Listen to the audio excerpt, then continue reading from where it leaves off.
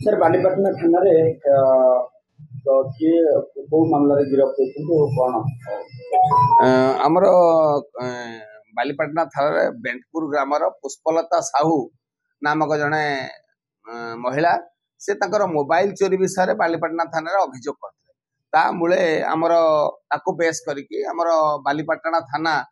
case number 424/24 under section 309 clause 4 रे आमर गोटे केस रुजु होता एवं से केस टी आमर रजु है आम जो इन्वेस्टिगेशन कराला आउ से इन्वेस्टिगेशन ले आमे से तांकर मोबाइल धरिबा सहित आम अन्य 15टी मोबाइल मध्य जबत कलु एक्यूज मानक पाखरु एवं गोटे मोटरसाइकिल मध्य जबत करचु एवं तीन जन एक्यूज को ता भितर आम अरेस्ट करिचु आ सेमानकर वर्तमान जहाँ नेसेसरी पेपर्स आम रेडी करके फॉरवर्ड कर